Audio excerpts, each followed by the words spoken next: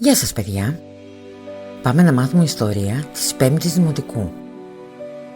Είμαστε στη μεγάλη ακμή του Βυζαντινού κράτους και θα δούμε το κεφάλαιο 27, η καθημερινή ζωή στην Ύπαιθρο στα χρόνια των Ισάβρων και των Μακεδόνων. Μεγάλο μέρος των Βυζαντινών ζούσε στην Ύπαιθρο. Κατοικούσαν σε κομμοπόλεις και χωριά, αλλά και σε οικισμούς και σε αγρικίες χτισμένες γύρω από αυτά. Τα πιο πολλά χωριά ήταν χτισμένα στις πλαγιές λόφων πλάι σε πηγές, που ήταν και πηγή ζωής για τους κατοίκους τους.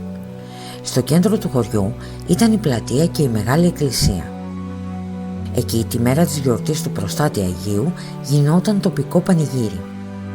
Παρόμοιες γιορτές και πανηγύρια γίνονταν και στα εξοκλήσια των χωριών και ιδιαίτερα σε αυτά που γιόρταζαν την Άνοιξη ή το καλοκαίρι.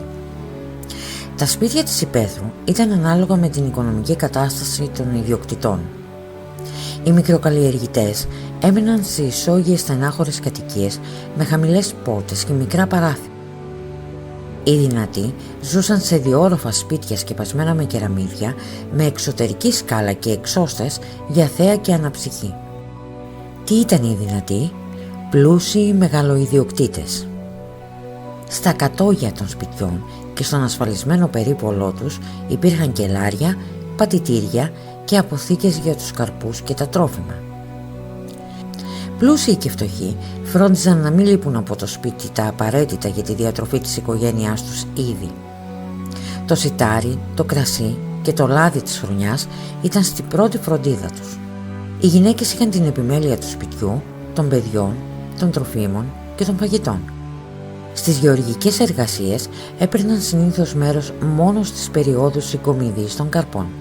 Πολλές όμως εργάζονταν στο σπίτι υφαίνοντας και κεντώντας και άλλες σε εργαστήρια και καταστήματα αρωμάτων και μεταξιού. Κάθε χωριό είχε τη δική του περιφέρεια γης που ανήκε στους κατοίκους του. Γύρω από τους οικισμούς υπήρχαν κήποι και περιβόλια με καρποφόρα δέντρα και πιο μακριά κτήματα φυτεμένα με αμπέλια, ελιές και χωράφια σπαρμένα με δημητριακά. Πολλές περιοχές της Υπέθρου ήταν φυτεμένες με μουριές που με τα φύλλα τους έτρεφαν μεταξωσκόλκης. Σε κάθε χωριό ακόμη υπήρχε κοινόχρηστη περιοχή με δάση και βοσκοτόπια για την προμήθεια ξύλων και για τη βοσκή των ζώων. Η καλλιεργήσιμη γη ανήκε σε μικροκαλλιεργητές και οι πιο πολλοί σε μεγαλοειδιοκτήτες ή δυνατούς, καθώς τους έλεγαν. Οι κάτοικοι των στεριανών χωριών ήταν συνήθως γεωργοί και βοσκοί. Στα νησιά και στα παράλια ασχολούνταν με το ψάρεμα και την ναυτιλία. Το μεγαλύτερο μέρος της ημέρας το περνούσαν καλλιεργώντας τα κτήματά τους ή βόσκοντας τα ζώα τους. Το ψάρεμα και το κυνήγι όμως τους ευχαριστούσε ιδιαίτερα.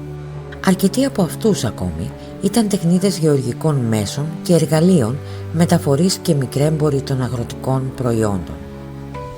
Ευχαριστούμε που ήσασταν μαζί μας και σας περιμένουμε στο επόμενο μάθημα.